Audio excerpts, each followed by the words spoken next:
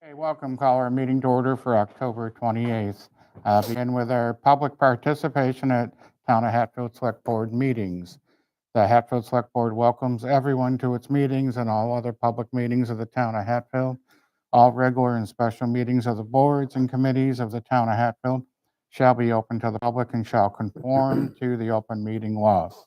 Executive sessions are closed to the public and will be held only as prescribed by the statutes of the Commonwealth of Massachusetts. It is important to recognize that the open meeting law affords the opportunity to listen to the proceedings, but not necessarily participate. During meetings of the Select Board, an attempt will be made to find a balance between hearing from members of the community and conducting the required business of the Hatfield Select Board. For the public's information, this meeting is being recorded. And with that, under announcements, just a reminder, Halloween's this Friday. Be careful as you watch the different ghouls and spooks wandering around, so be careful driving out there.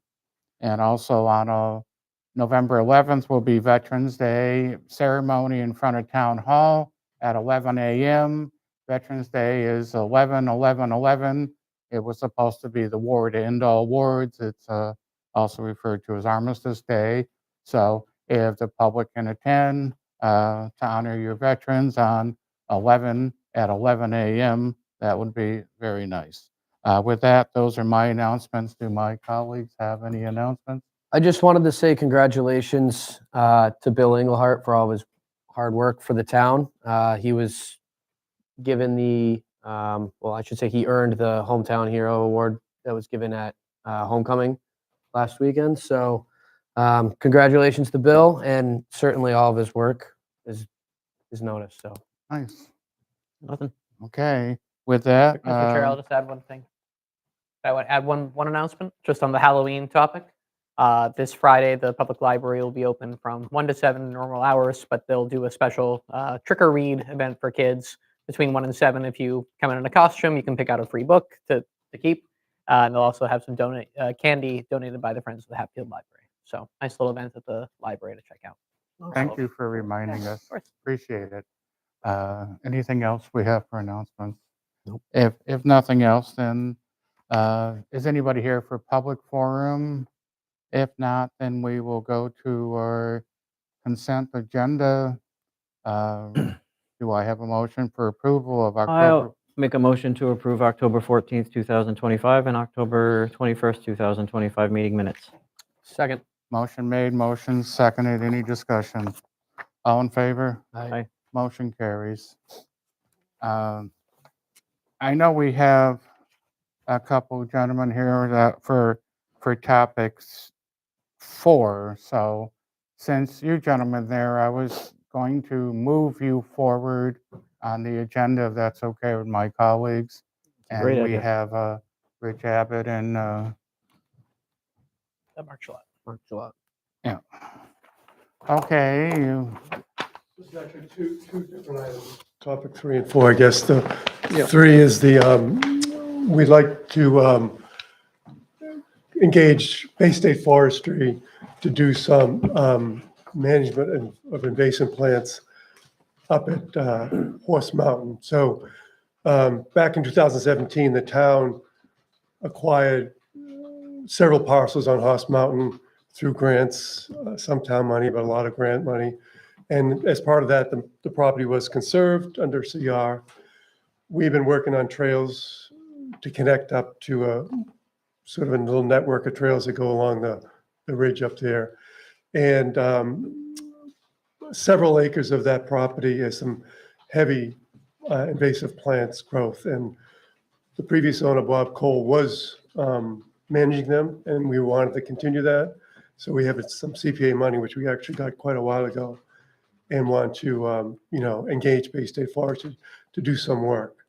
In the original proposal, we're going to have them cutting vines, treating the vines, brush painting them, doing some handwork, and also doing some spraying, but we have backed off. We decided not to do spraying just because there's some risk there, which we just, want to avoid. So the total CPA award and the amount we would engage Bay State Forestry would be like $15,000. Do we have any other discussion on that? We have a proposal from them, which I assume we might want to update since it does still mention the Yeah. spraying in the proposal, which is fine. We can work with them to update that. As long as you approve of the general approach here, then we can move forward with the Open Space Committee signing a contract or at least signing a proposal with them. But if this board wants to discuss, any questions on it, we do have the experts here to answer what the plan is.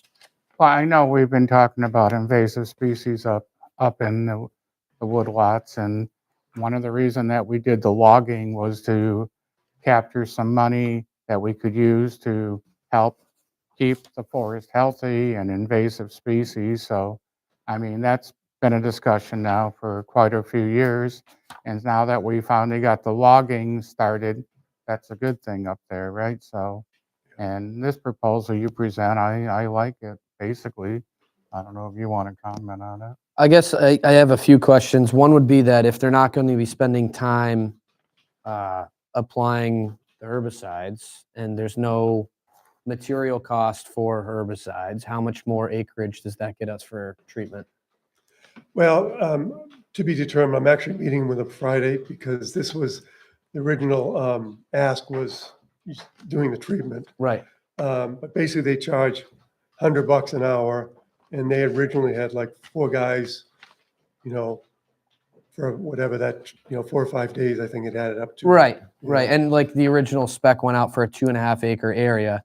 Just curious that if they're not going to be spending so much time with application and there's no material costs associated with it, are we going to be able to get 3 acres out of So it? that 2.5 acres is so intensely overgrown with invasives that we didn't even anticipate that we'd get through all that, Gotcha. even with spraying and, with the handwork. So our goal is as you walk in, there's some invasives, Mhm. kind of lower ones we deal with, a little bit of a path. And then when you get up, there's a nice rock wall, a nice Yep. area there with might have been an old orchard or at least an old field that we'd like to sort of start making inroads. So as you go up there, you got sort of the, nice little Yeah. scenery, and then start making inroads on that 2.5 acres at that point. Okay. Kind of to be determined how far we get. It's hard to know that some of the stuff is so thick, we actually didn't even go through it. We kind of went around it. I guess my other question would be is that in their proposal, there's a 90% or more elimination of existing invasive plants. So that gives us a metric to be able to measure their work. Since we're not going to be treating with an herbicide that's actually going to kill the root systems, how are we going to establish what is a good application? Because as most people probably are aware, you cut down these invasives in a year or two, they're right back resprouted. So Yeah. That's a tough one. We would like to sort of start replanting some native stuff, whether, obviously that would take some funding and all that. In terms of measuring it, I think a lot of it is just going to be, I think we'll be able to tell, like I said, if the few areas that we picked out, we'll be able to tell how far they get. I think the trick is trying to sort of then reclaim that and not have this, plants grow back. And that's right. the only way you're going to do that is sort of try to plant some native plants, which. Right. But I think the problem with the invasives lies that you already have established invasive material that grows faster than our native plants do anyway. Yeah. And they've already got a jump start because they have established root systems. Yeah. So, my personal opinion would be that I think that you're still going to have to do some sort of herbicide application. And rather than doing broadcast foliar spray, if they're going to do paint applications to individual stems and not using long residuals like glyphosate and things like that, then I think the application of the herbicides is probably, I would say, encouraged. I would run it through conservation and see if they have anything that they would want to add on that, because some herbicides can be restricted, or you get certain ones that don't have surfactants in it that you can use near wet areas and things like that. So there's low residuals. Yeah, and that, the wet areas really was our main concern because, a lot of folks up there know I think all the houses up there have wells. Right. And there's definitely wetlands coming straight down the hill. Yep. And that's, part of the reason we kind of backed off at the last moment with the pesticides. Because, it's tough to read, how, what the risk with these things are. it really depends on who you're talking to. I think the folks who deal with it every day feel pretty comfortable with it. Right. But then you have other places, other towns that have banned certain things, you know? Right. so. Yeah, I saw in the original proposal that came out that, contractors proposing the use of glyphosate must also submit an alternate. Everything that they've proposed is an alternate. And I'm pretty sure that triclopyr can also be used in wetland areas. And I would urge, if, to get a better result, to talk with some of the people at DEP about it, because there are full lists of herbicides and that can be used directly into an abutting wetlands. Okay.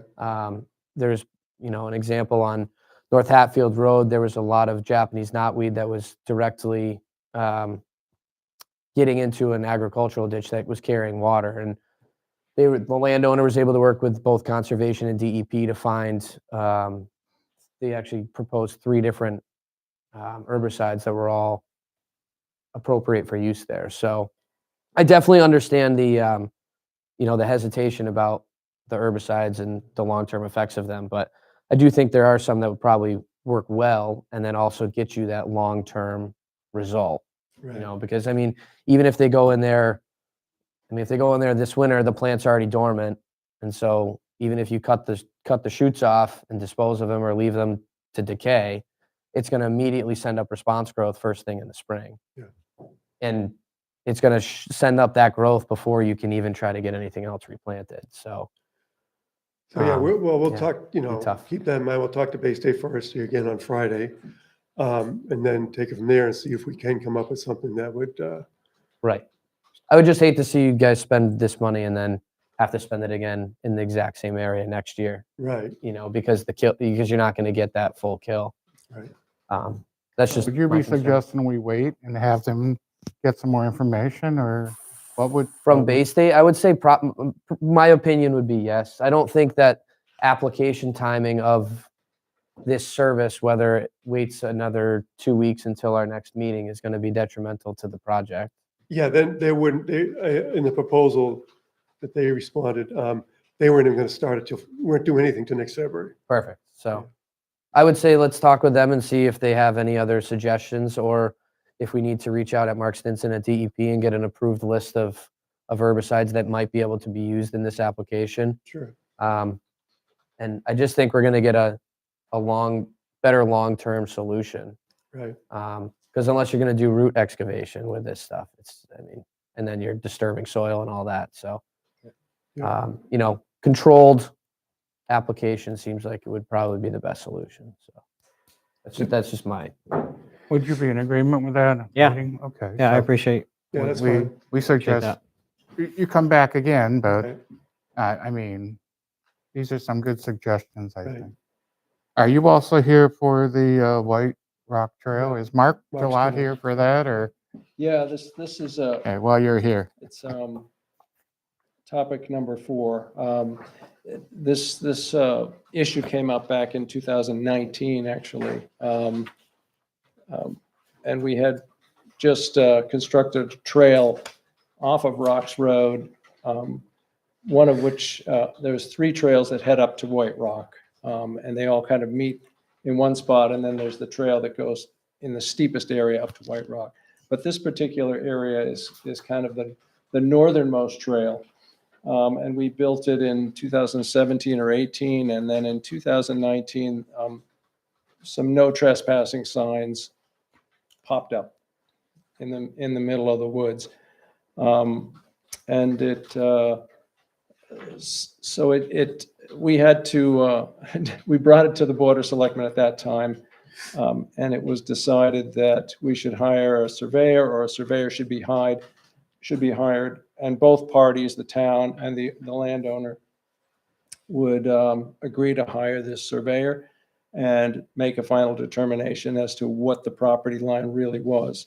And I guess it took all these, I think the surveyor was engaged in 2020 or 2021. I'm not sure. Maybe Andrew knows the answer, but I remember going out to the I site. remember this conversation Yeah, at yeah. a board meeting, and And I'm just surprised unfortunately, it's taken this long Yeah. to yeah. get the survey, but it's finally got done. Survey So, finally and got it does done. prove that the land is the town-owned land. So the Correct. next step, I believe, is a recommendation to send to the landowner, or has the landowner already received this report?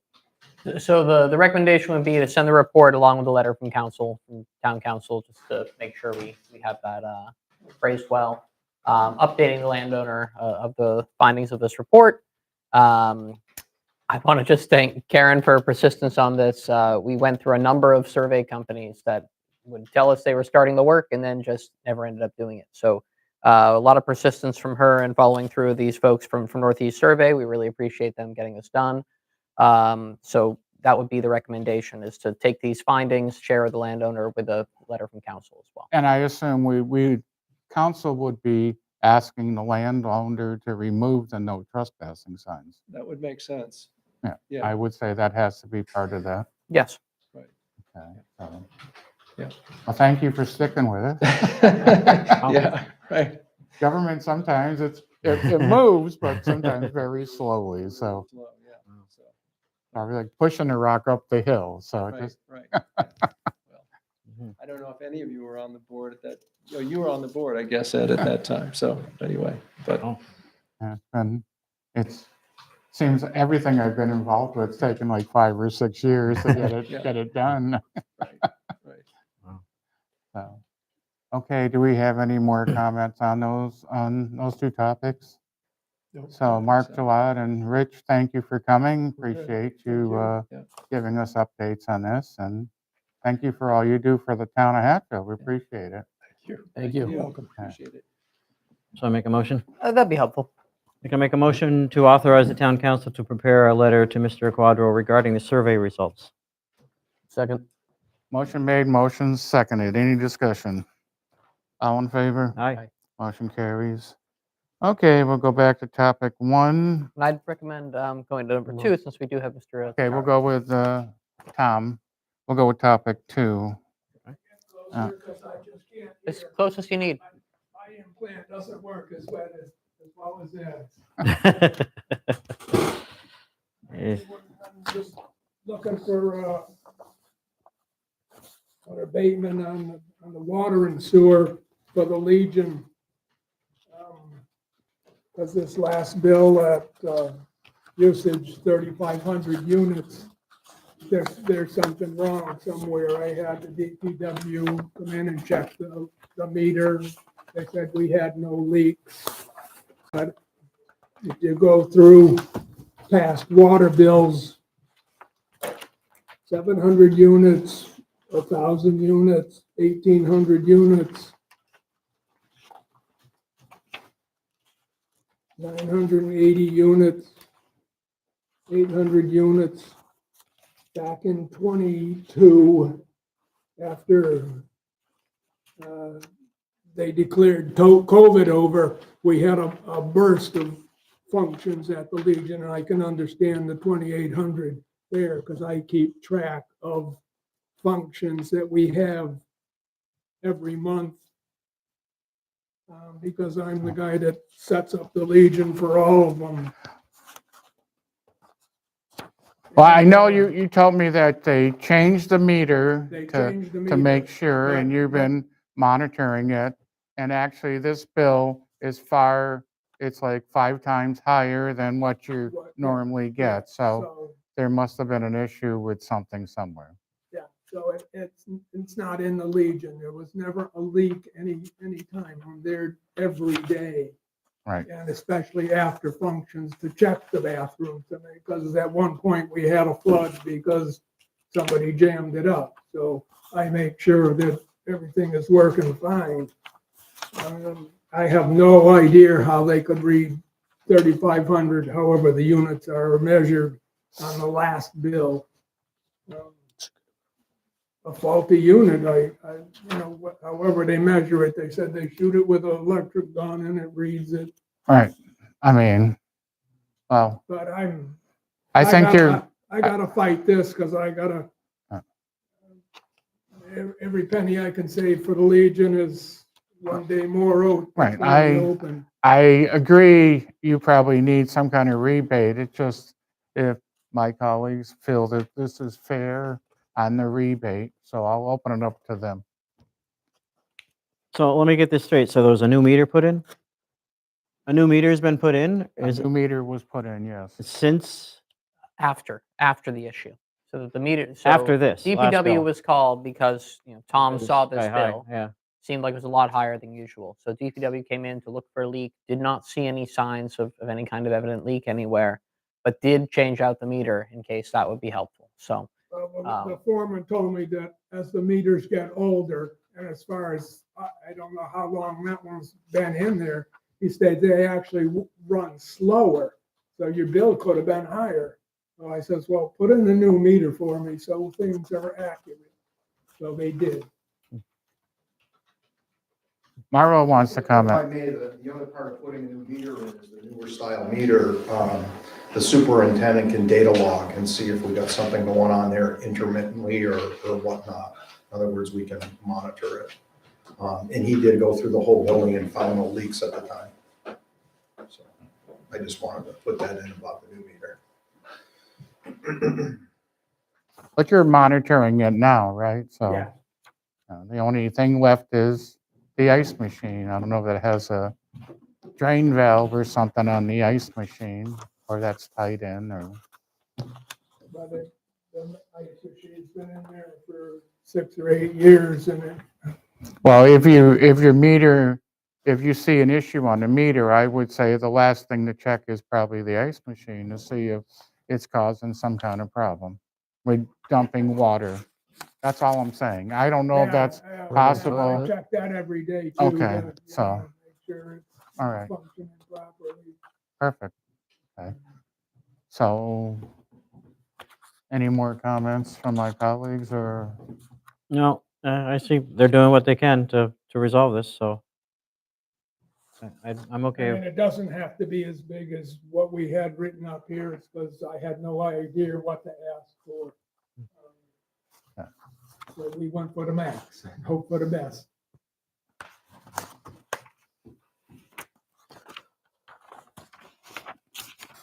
Okay.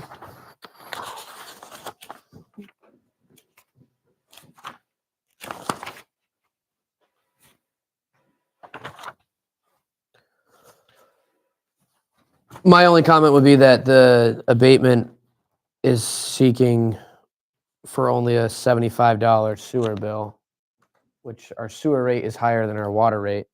So if we were going to abate that, I think that we should use the previous month's bill, previous quarter's bill that accounts for our sewage rate adjustment.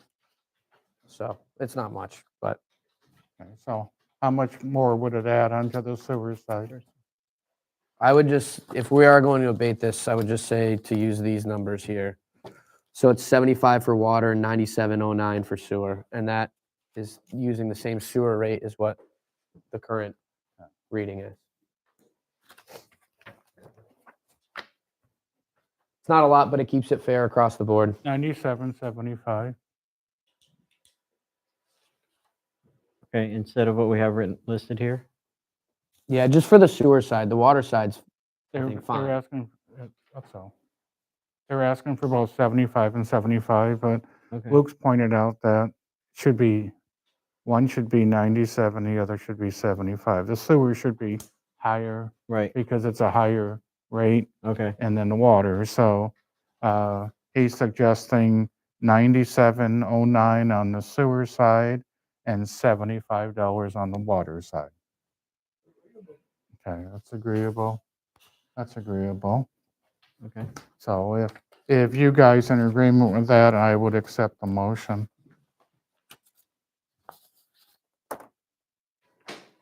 I need to do some math to So figure the out what the method deltas are. used was to do what? Was to, So I went back to the previous billing cycle. Yep. Prior to that. yep,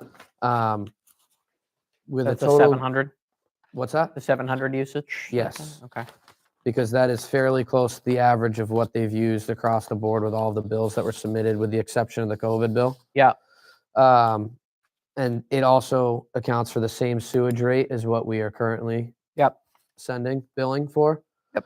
So with the water at 700 cubic feet or 100 cubic feet, it gives a minimum balance of $75. So Yep. that side of the abatement would be the same. Mm-hmm. And then I just need to do the math on 700 times the current sewer rate. correct, which if we go off of this bill is 9709. Yep. I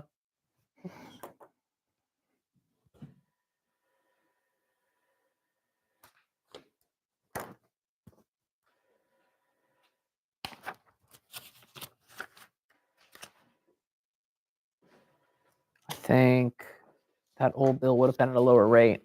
So I got, I don't know why it would be lower. So you say 700 usage? Yep.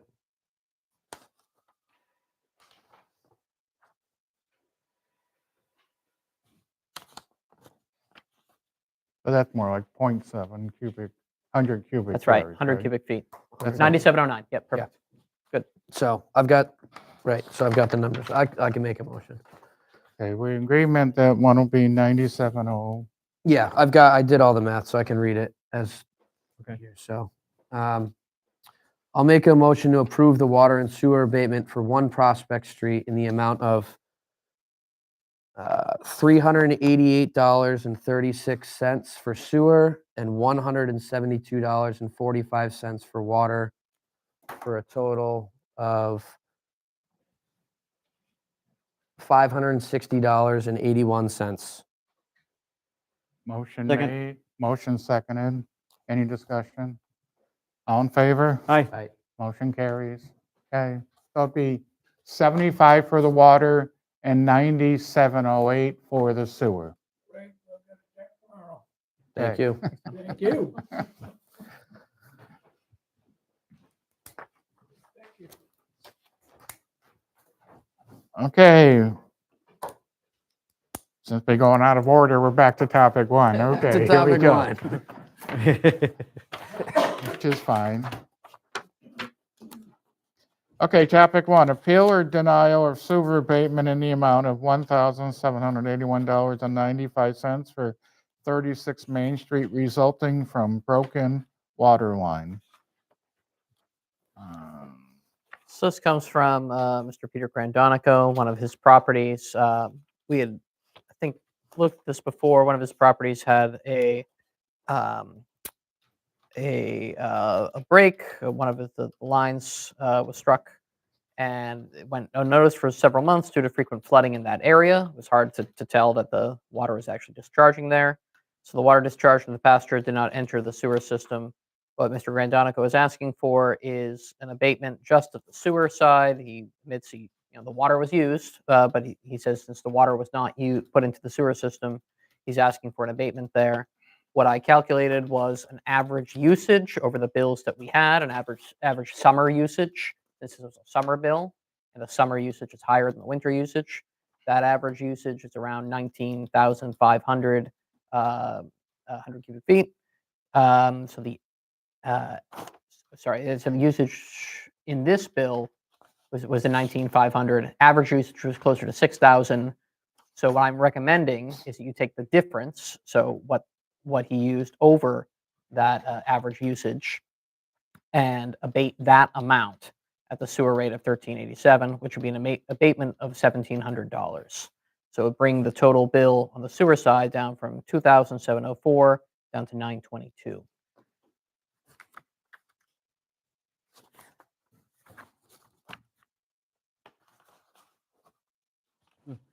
And he has paid in full, so he'd be credited in the future if he receives this abatement. I mean, the usage history report shows from 2019, which is actually more like 310 to 2020.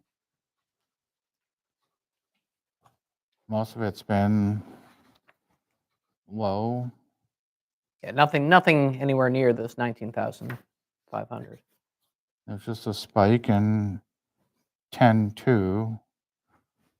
And then last 2 years were 2 spikes. And this last one was a really high spike. So it does show a problem. Mhm.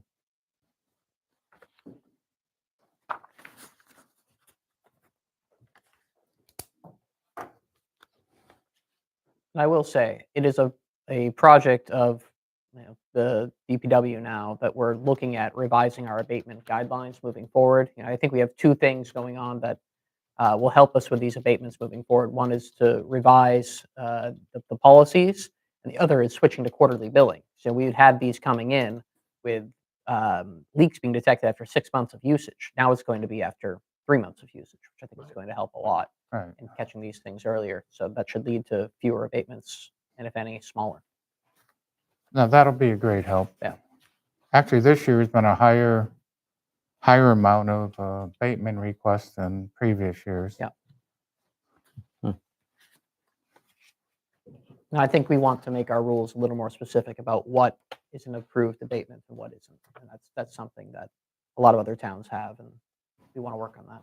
Marla, you want to comment on this particular bill? I see that high spike in there, and does indicate something happened, right? Yeah, well, I saw in the history, there's a few other higher ones, but not as high as the 19.5.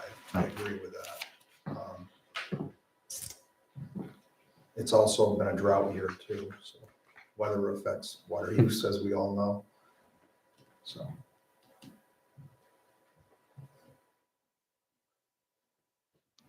Well, with the pools, we ask for proof of it being repaired. Do we ask for proof of this stuff being repaired? That's a good question. They claim it was repaired. We have a letter saying so. We don't have any kind of invoice Yeah. saying that the system's now been repaired, but I think there's an understanding that we wouldn't abate in the future, but Right. that's really up to the board to, because we I don't mean- quite have a policy saying what we require in a case like this. He could have had his workers repair this too. Yeah. He might not have used the Yeah, company. I mean, if they hit it with a rototiller, it's a pretty shallow line that probably gets blown out in the winter. Right. I Oh. mean, Yeah. Yeah, That that's can't be always very okay. deep if you're Right. hitting it with a rototiller, yeah. One would think it was so shallow that it would have surfaced there too. right. Right. That's, huh.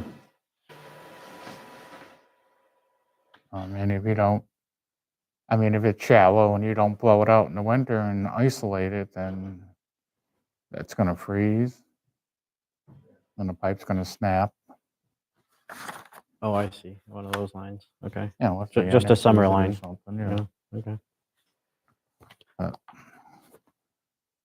Okay, what do you guys want to do on this one? He does submit evidence of usage Mhm. being a lot lower for prior years, and this one year being higher. I guess the question is, what value to use?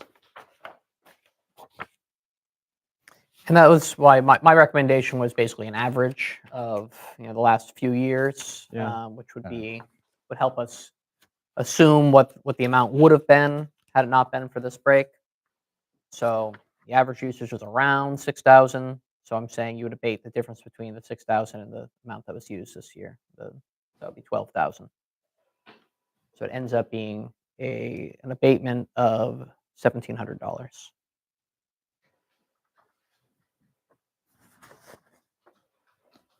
Well, I guess we'll, So as stated on here, this abatement is requesting abatement of $1,781.95 That's correct. on the sewer, but nothing on the water. Nothing on the water. He used the water. He wouldn't ask for an abatement there. okay, I'm okay with that. I'll make a motion to approve the sewer abatement of $1,781.95 for 36 Main Street resulting from a broken water line. Second. Motion made, motion seconded. Any discussion? All in favor? Aye. Okay, motion carries on that. Where are we on now? Topic 5, we have a resignation from the fire department. Jeremy Rice from the fire department, and an appointment Nicole Thornton to the fire department. Yes. So we recently filled the vacancy that actually was caused by Nicole Thornton leaving with Christian Lowell, who was here at your last meeting. Jeremy Rice joined us somewhat recently, but he has accepted a position in IT. He's actually going to be working for Com Computing, who does our phones here. So we might still be seeing him around, but exciting opportunity for him. I think it's something that it's a tough decision for him, but he's leaving fire service for a bit. So we have a great opportunity to bring Nicole back. She took an opportunity in another district and has decided to come back here. If actually it's the chief's decision, so it's really just for us to be aware of. But she has accepted the chief's offer to come back to Hatfield, which would be great Nice. for the town. Well, the only thing I had asked for is previous boards had brought up the idea of exit interviews if anybody leaves the town of Hatfield, and not the exit interview be done by the department head, but either by town administrator or the liaison from the board. So the only thing I would ask is that we do an exit interview to see reasons behind leaving, that's all. Yeah, I had a exit interview with Nicole, and I have one scheduled with Jeremy. If anyone would like to join me, I can go over details with you for timing. Okay. But yeah, I'm looking forward to talking with him and seeing what we can do to improve, if anything. Okay. So I guess we also should give Jeremy Rice a letter of thank you for being on the fire department. That'd be nice. So those actions, we need to take no actions on those, right? Nope, that's I mean, correct. Besides, no, you don't have to take any actions. No. Okay, we'll move to topic 6. Yeah, I just want to give you a quick update on where we're at with the health insurance. I had a first meeting with the Public Employee Committee, the PEC, on Monday. That PEC has been rounded out, which is good. It consists of a representative from each of the collective bargaining units that we have in town. So that would be a representative from the teachers union and from the other division, the teachers union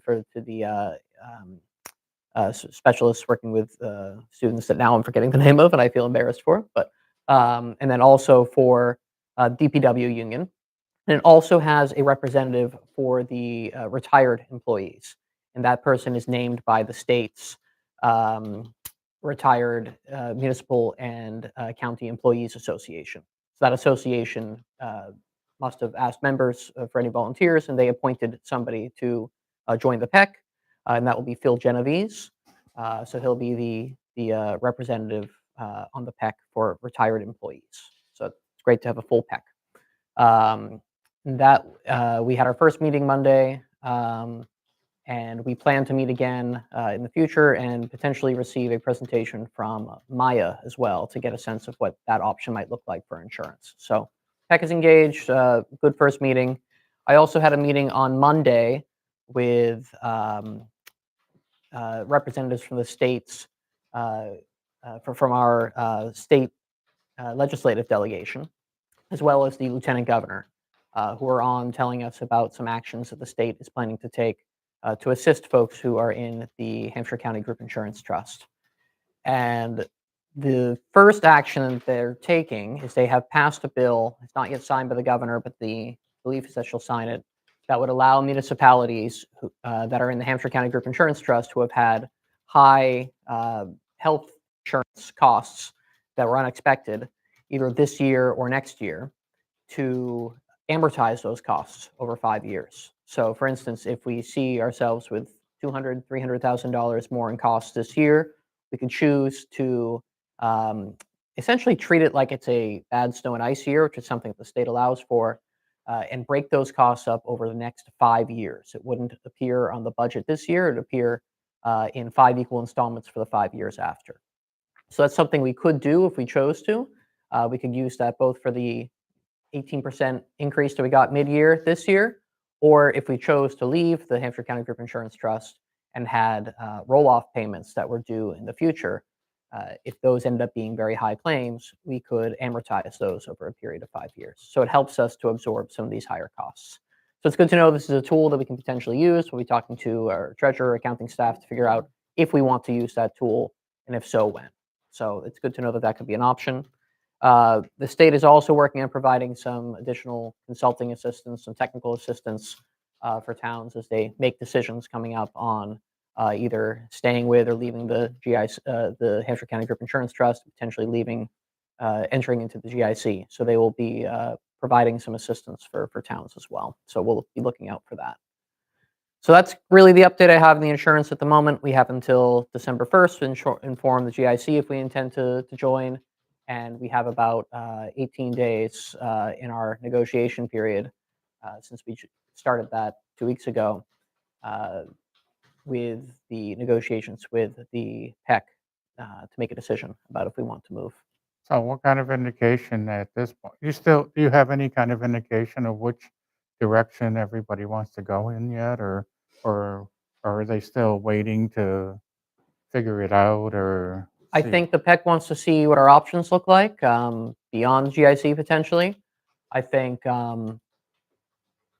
people really like the insurance that we have right now, but they're understandably cautious about the costs.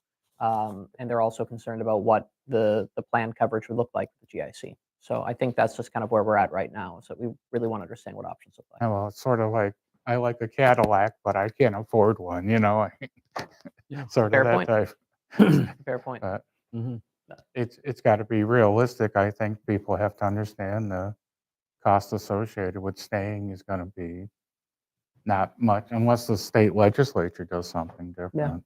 Yeah, I think they also see that there could be a potential risk in joining the GIC. We don't know how high their costs might potentially go in the future as well. They're seeing increases they have in the last few years.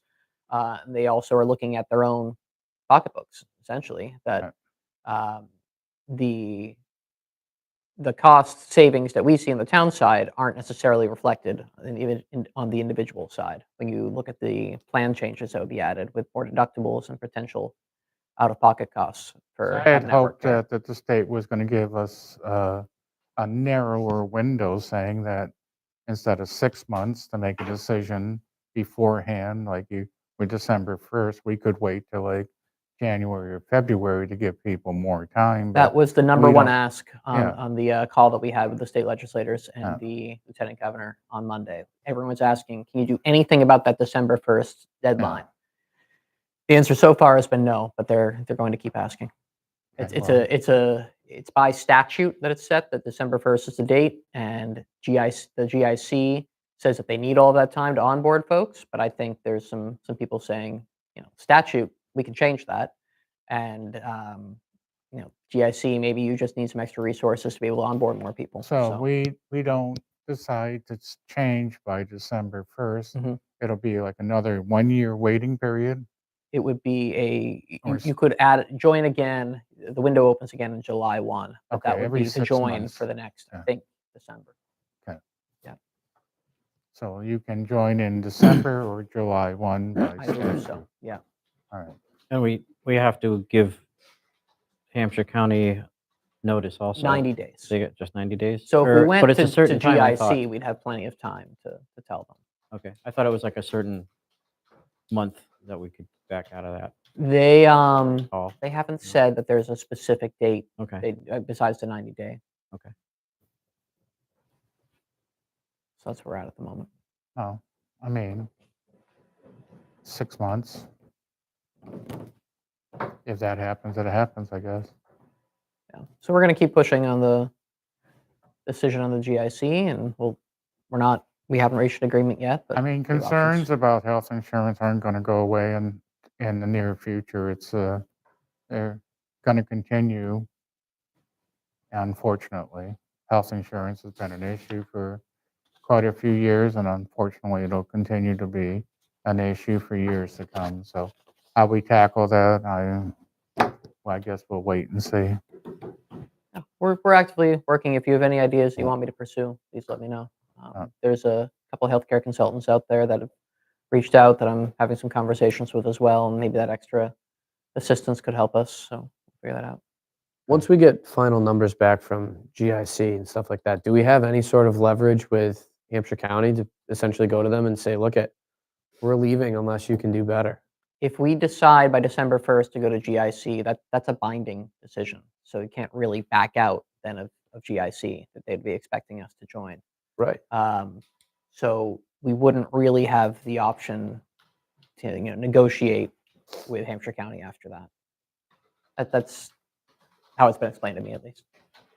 But we already have numbers from GIC, don't we? We don't have numbers for what next year's rates will look like. Right.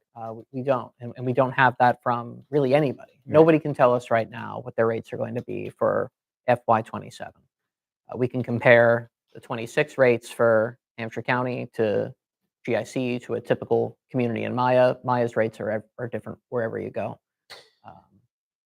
That's hard. And when will we know back from the state legislature if we can amortize our potential risk during the switch? I think we should know soon. I think that should pass pretty soon. I think it's already been passed by the legislature. It just needs to be signed by the governor. They've given us every intention that she's going to do that. So the amortization we can basically count on for now. It's just a question of, does that move the needle enough for anybody? In my mind, it lessens the blow of the potential claims that could be out there. Right. It protects the town slightly in terms of if we get a claim in our gap between the two. Correct. Right. Yeah. Which I think is smart to protect us from. Yeah. I don't necessarily think that we should use it to amortize the 18% increase last year, because then it's just setting a precedent for doing that every year that we get an increase. Well, this And is if viewed we- as a one-time Right. opportunity for us. Right. So if we needed to do it to balance our budget this one year, or if we, instead of using, say, a large amount of free cash, wanted to just break that up, and then the budget can absorb it because you're using it with the new growth, the 2.5% increases, it's something could be a softer landing, essentially. And say it's $200,000 that we need to absorb, breaking that down into smaller chunks of Yeah. $40,000 a year could be helpful. But it's an option that we Right. have. We'd have to. I look guess into it's kind of tricky because, like, we can say that it's going to be signed and move quickly, but it could be another 30 days before that actually happens, and Right. then we're at the And then end we of don't know. November, you Right. know. Yep. So then we're kind of out of time. Yep. And I think that is something that Yeah, I think it It's true to depends in consider. part on if you think that amortization is a deal breaker. In my mind, it might not necessarily be one. I think the Right. biggest concern right now is in trying to compare the current costs and current levels of insurance to what future costs and future levels of insurance, Mhm. levels of care look like under Hampshire County and under GIC. It's difficult to make that comparison with all the variables that are there. Right. And I guess the worry is, would Hampshire County have another jump in Mhm. another year or two, or will they make adjustments? Are they going to make the adjustments they need to make to keep the costs sort of within reason, or? And I I believe I mean- told this group as well that the executive director of the Hampshire County Group Insurance Trust is retiring in the middle of November 14th. So we have a leadership change there too to navigate. Right. Which is another variable.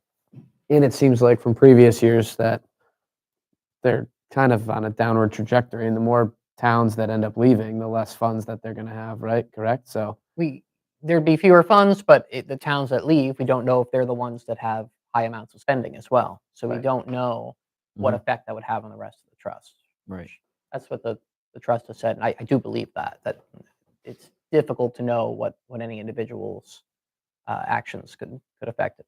Now, you could assume that some of the groups that feel more comfortable leaving, if they were testing the open market or something else, they're the ones that might have healthier, what they call medical loss ratios, so lower claims, higher amounts of premiums that they're collecting. Well, thank you for staying on top of this. I Yeah, guess I'll we'll continue to just- keep all of you. I know updated. you'll probably have some information at a next meeting on this again in 2 Probably weeks. sooner. So Yeah, we'll keep perfect. talking. fantastic. Wow. All Yeah. right. Marlo, we're waiting for you. Topic 7, DPW report. Okay.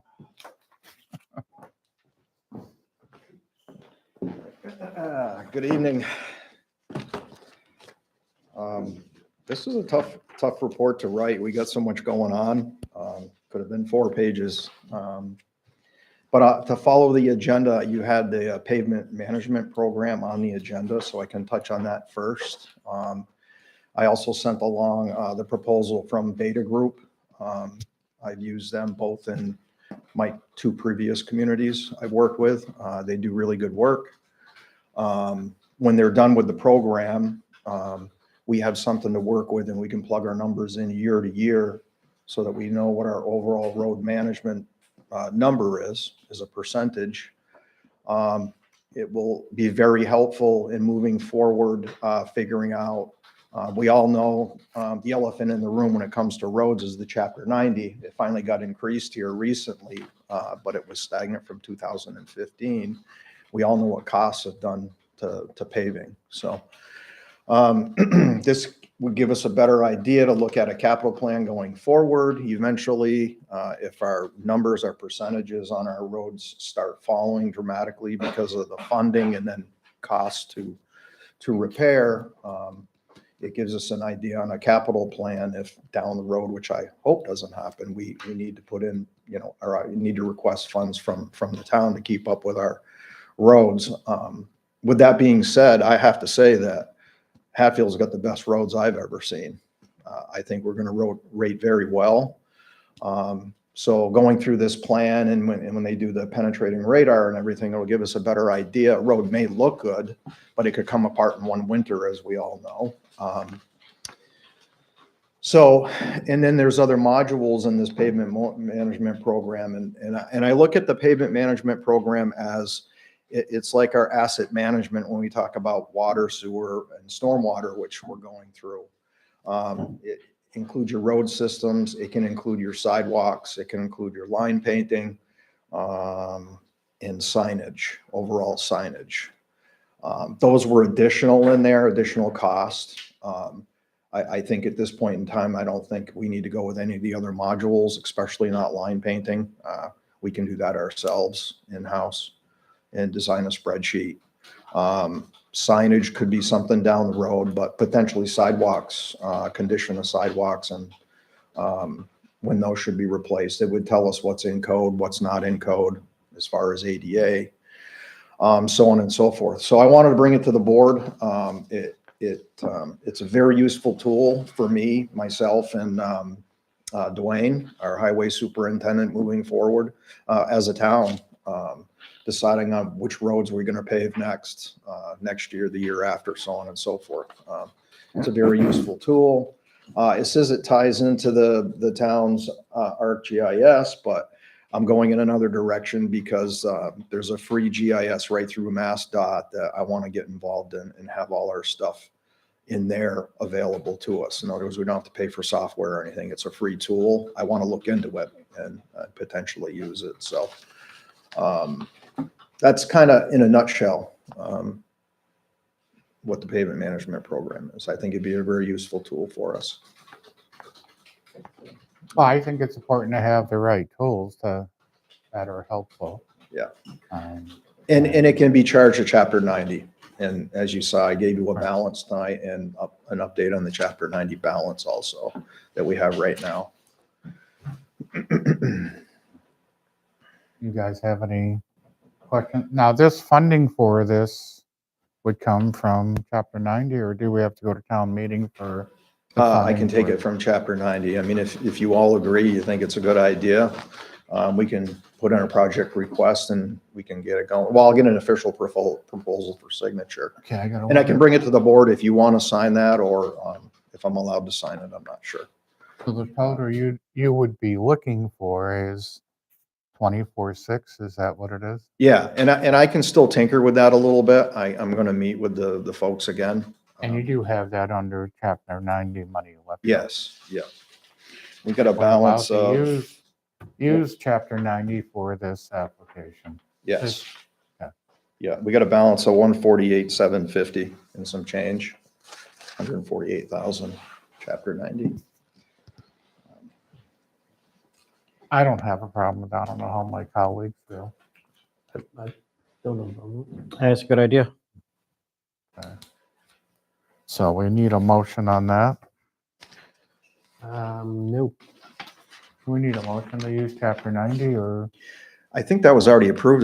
Wouldn't that have been approved at town meeting? Chapter 90 It's grant. doesn't require appropriation. It's grant. If you want to approve the proposal, you certainly could. You can authorize Marlo to sign the contract. That's probably the best thing to do, just to Yeah, just to make sure that the board approves of the contract or the Okay, proposal. So I want to make a motion to approve Marlowe's use of Chapter 90 to fund the $24,600 for this, which is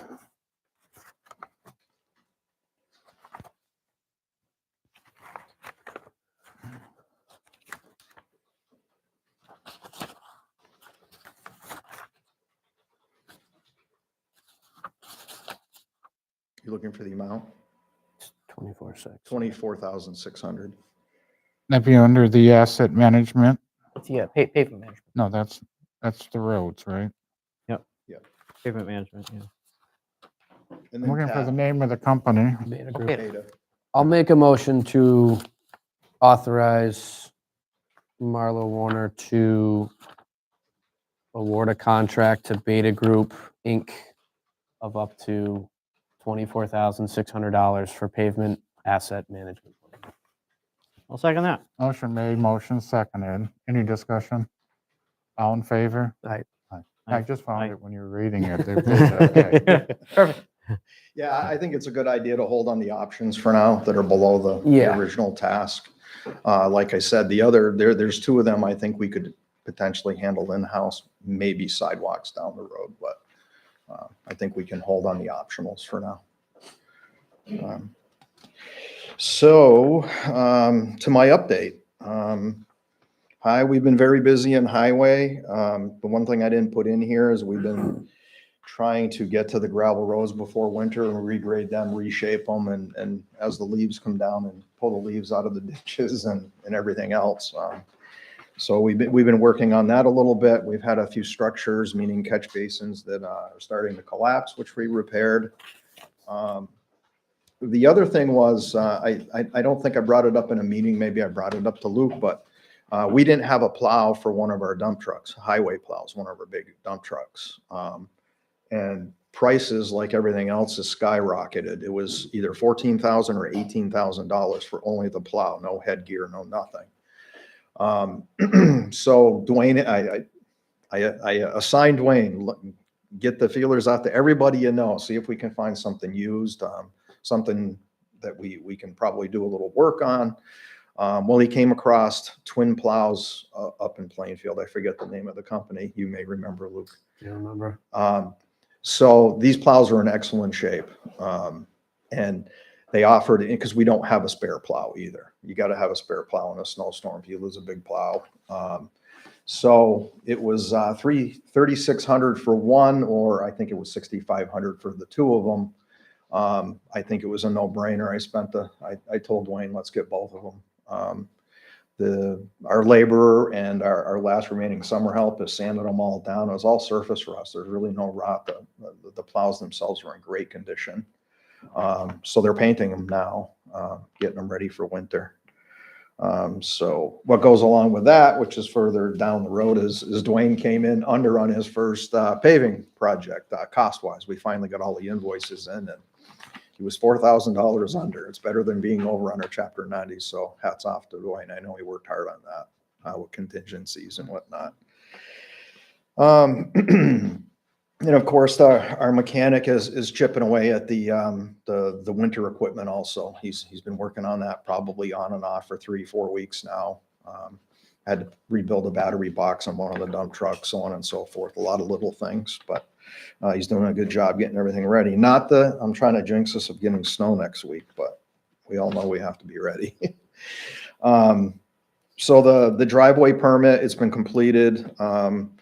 And as we talked about last meeting, and I sent it to the building commissioner and asked him to put it in the Permit Eyes platform.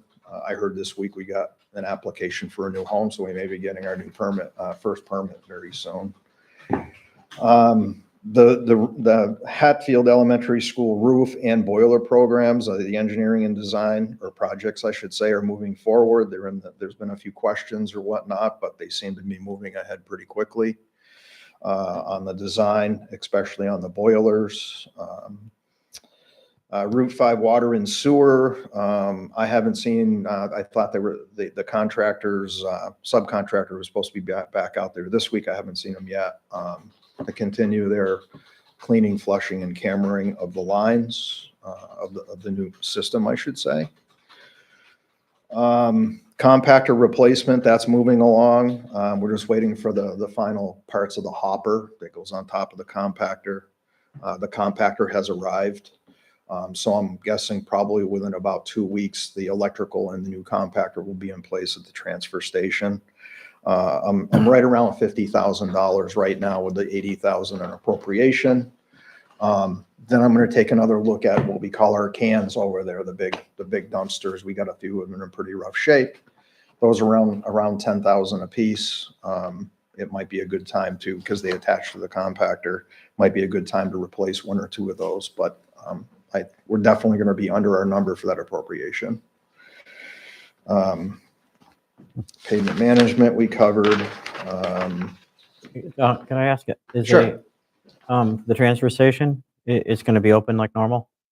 So we're going to get the word out on that. We're trying to time it so that the company comes in for removal and install on a Monday. Electrician comes on a Monday. We're hoping to not be closed on that Wednesday, but there's always a possibility we have to close. And as soon as I know that, we'll get it out there to the public. But they should be able to get everything done in 2 days, but anything could cost another half a day or whatever. But our hope is we definitely won't be closed 2 days, for a full week, I should say. So if anything, it may be a Wednesday. We'll be closed, but we'll be reopened by Saturday. That's worst case scenario at this point. So the other thing is I get into this asset management and work orders as far as BMS, building maintenance systems. Right now we're going through the cleaning of all the duct work and all the mini splits. Town hall is complete. Fire, they worked on police today, but we're doing fire, the fire apparatus bay in the library, as well as PD. Stuff hasn't been done in quite a while. They're getting a lot of stuff. So much needed maintenance than the filters and the duct work. So we're working on that. They should be complete with that, completed all the work by Thursday or Friday. So Andrew and I met with a company named Brightly online. Used to be known as Dude Solutions, if you ever heard of it, but that was the name of the company before that. They do all kinds of asset management and work order systems. And Andrew and I have been talking how, you can think, okay, you got to do the maintenance on the town hall, you got to do it on the library, you got to do it on the schools, but when you really boil it down, there's really a lot of stuff you got to pay attention to that can get away from you in our town buildings, and it can get away from you in a hurry, not even realizing it. So I was pretty impressed with this company. Everything goes into software. It'll give you work orders. It'll give you reminders. Like an example is the filters on these returns and upstairs on the stage should be done every 90 days.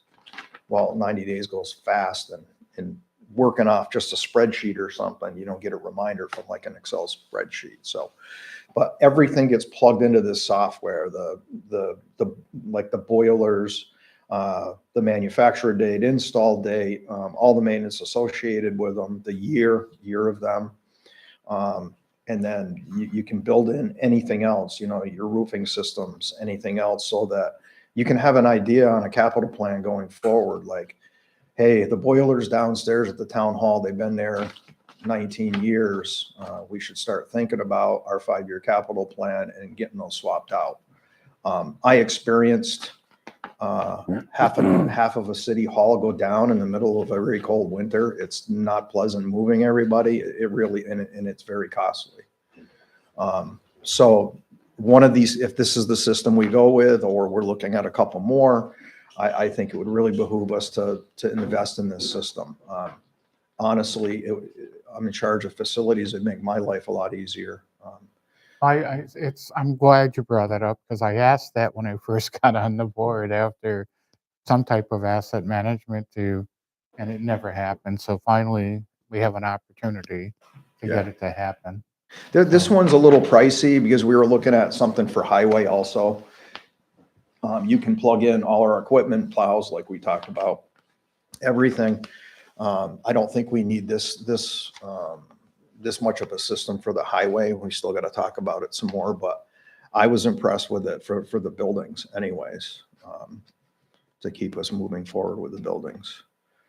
Unless, Andrew, you have something else to add to that. No, I think it's the kind of system that be very helpful for us and eventually saves you money in the long term because you're actually doing your maintenance on a good schedule.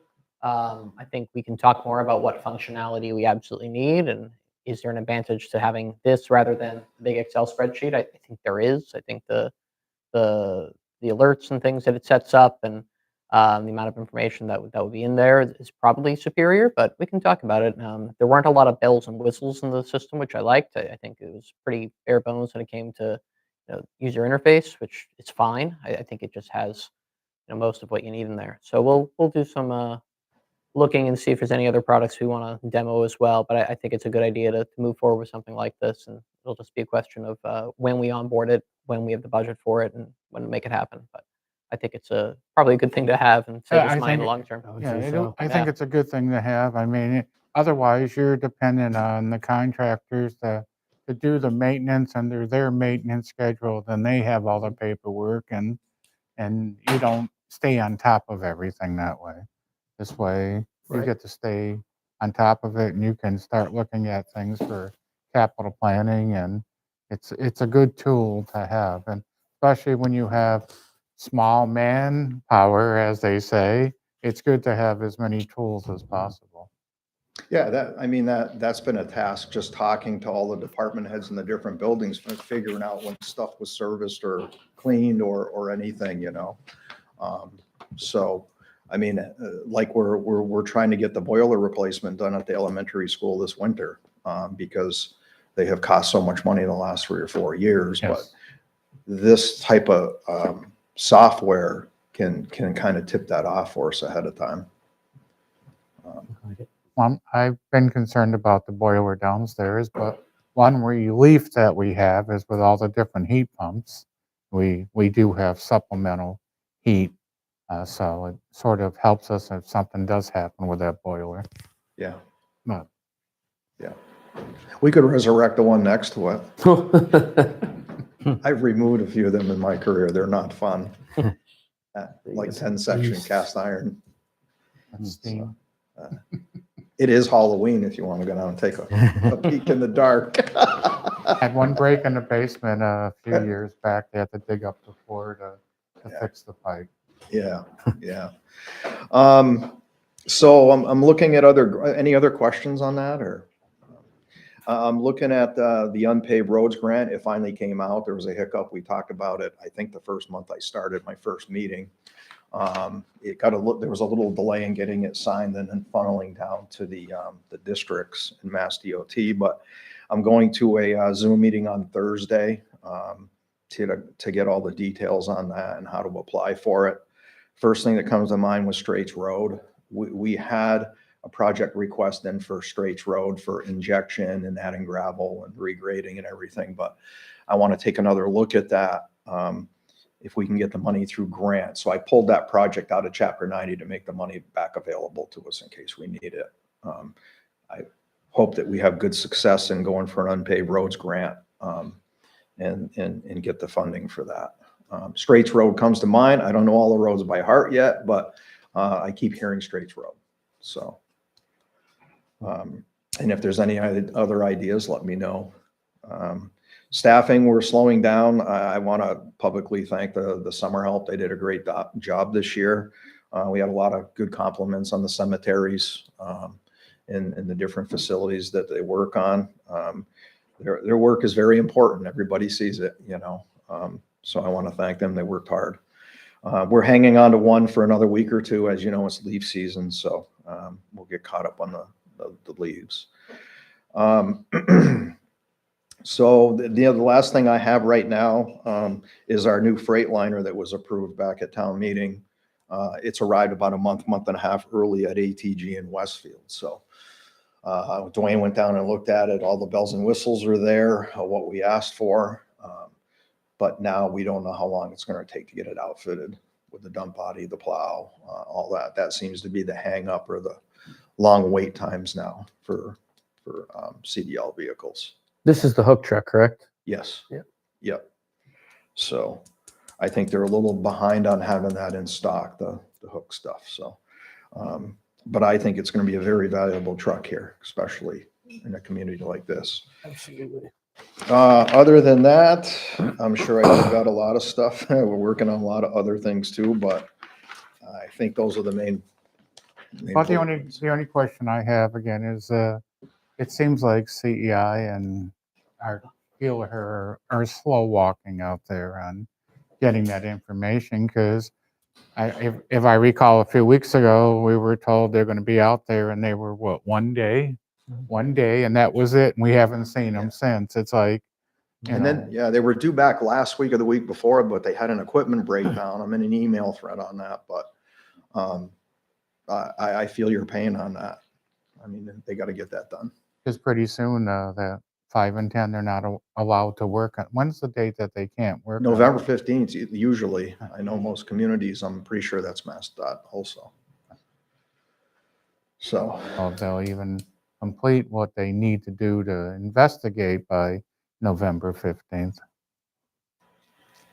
Yeah, I mean, we can look at what our options are for trying to take a harder line on any of this. I mean, they were at first somewhat responsive and got the contractor out, and then they're claiming this was a contractor issue this time for why they couldn't get out there sooner, a mechanical issue from folks they're using, but they need to be done by the end of this week. So, I mean, I'm anticipating not only are they supposed to investigate the whole line, they should have a complete game plan on how they're going to fix it. And I don't know how far they're going to get. Yeah. And if they don't in the next couple of months, I mean, we have to start looking at how we're going to deal with this. yes, I agree 100%. So We That's- should get a film from them too, which Oh, yeah. we should have gotten, or you all should have received long ago. So, before I arrived here. I do appreciate all the work you've been doing since you've come on board, and you're doing a great job, and I appreciate the reports, and I think it's nice to hear, it's sort of refreshing in some ways to me, but Well, it's Certainly nice to actually have reports. It's great. It's great to hear from the taxpayer out there that I bump into that I don't even know who they are, and they comment on the employees, and they're keeping busy and they're doing things and responsive.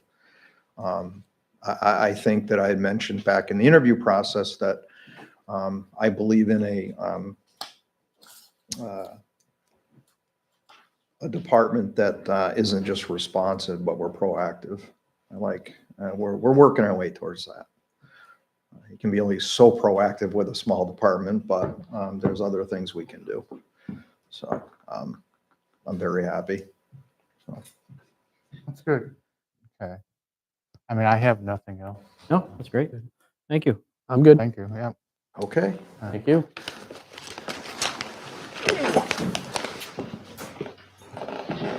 To topic 8, to Andrew's report. So I don't have too much more for this evening. So I already talked about health insurance and topic 6.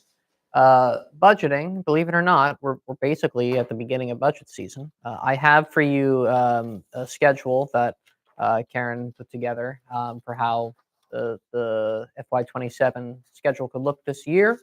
It's basically around the same structure as last year. The first item is those CPA fund deadlines, which I'll talk about in a moment. It's coming up. And then preparing the budget guidance to send around to department heads and all boards and commissions that have a budget. We'll want to get that out early next week. Typically, that guidance asks for what we want folks to aim for a budget target. In the past, we've asked for both a level funded and a level services budget. Mhm. I myself would say I don't think we necessarily need to ask for a level funded budget. I think we have all the information about what the budget was set at last year. If we wanted to keep things at a certain level, we know how to do that. We can ask folks to instead, create their level services or their desired budget. And then my plan is to work with them before a budget comes to you. I'd like to meet with each department head as they go through the process and help them put a budget together that I think would meet our needs to begin with. So I'd like to do a little streamlining of that to work with them so that the budget they submit is one that I think matches what is realistic as an ask. So that instead of asking them to create two budgets, they really can just put in one request. I don't know if this board has any comments on that. No, I That makes sense. mean, it's nice that you have your schedule already laid out, and I know budget season always comes and it's like there's never enough of time to figure out the budget. I do think that this asks for a lot of work up front early, which I think is really good. It sets us up to be able to come up with a budget in a good time frame. The only downside of that is there are some costs that we can't control that we'll find out later, just where they come in at, health insurance being a very large one. A couple other drivers we just don't know, but we'll put in a good request like we always do, and I'll work with folks early to try to make sure that the needs that they have are being met. I'm anticipating a couple areas where we need to right size, a little higher, a little lower in some places, so we'll do that. Any questions on schedule? No. This looks fine. Okay, great. So we'll plan to send that around on Monday with some templates for folks. Day Pond, working on finalizing the bid package for that. I was hoping to get it out today. We're going to aim for next week instead. The due date for bids will be November 19th. Engineering team has been very responsive in updating that. We've got good materials ready to go. We're hopeful for good bids that stay within budget, so that it should be in good shape. CPA, as I said, that November 1st, November 3rd deadline is coming up. I had a couple projects that I'll be working with Marlo and Connor on, but I wanted to know if this board had any thoughts of any other projects that we wanted to see advanced for Community Preservation Act. I don't know of too many applications that are out there this year, and those funds can be very useful in advancing some goals we have. I haven't heard of anything that would fall under the criteria for CPA. No, I haven't heard any. Good. All right. So you have a couple things that I'll be advancing with DPW and some other folks, but that should be fine. My only comment, my only comment about the Smith Academy walking paths, a good portion of those are in wetland areas. So before putting a whole lot of work into funding and stuff for that, I would highly suggest looking into what sections of that. Yeah, agreed. Marla and I were talking about that last week, and we're really thinking anything that goes right down into the wetlands, we probably don't want much of a path there at all. Right. So we might end up with it's pretty much everything from the field hockey field down and around. Yep, for sure. To the south. So So we might not really end up with a finished loop. I think that might be the reality of this. I mean, you but very much could. yeah, There just might be a further permitting component to it rather than just, which would imagine have some sort of engineering fees. So Yeah. I would just plan that into any your ask. funding for your CPA so that we're fully funding the project and don't have to come back for more money. Yeah, I It's agree with definitely, that. I mean, you could can do pretty much something. permit anything. It's just how much is it going to cost? Yeah, it's a question of how much we want to spend on it. Too. Exactly. It's So very much nice to have. Quick comment. The other portion of, as we enter the wetlands there to go down and come back up is we gotta make sure we maintain ADA compliance, part of that too. Yeah, the incline. And that's a bit of an undertaking with the wetland issue, Right. as you well would know. So I'm kind of geared to having that gap in the middle at this point, or at least getting the current piece paved. Right. Because it's a maintenance nightmare as gravel. I think it'd be a great use of funding. I know they would certainly get used, but I just wanted to bring that up. That an could be an important point. additional component for funding that we should look into. Yep, important point for sure.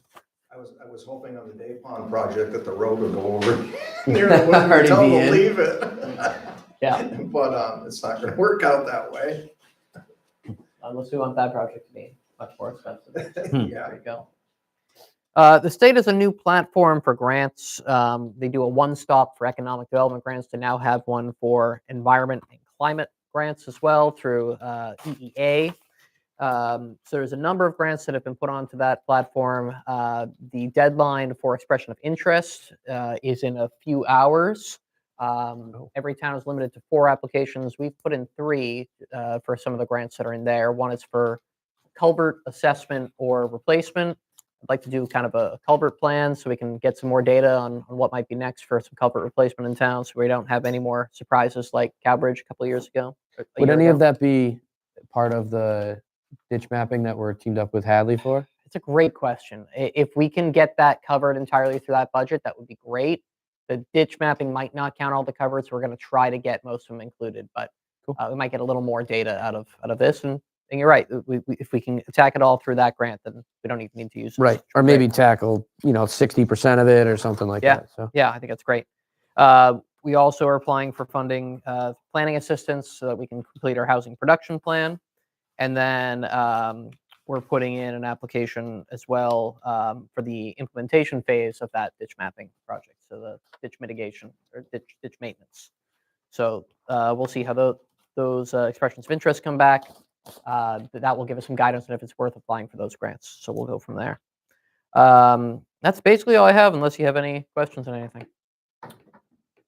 just curious on where our status is with the electronic timekeeping. We keep bringing it up, and I'd like to get it implemented before the winter months. Okay, I got a updated quote from them this week, so I can advance that. And I think it's just a question of if we have the budget for this year, but I think we can probably make it work. Yeah.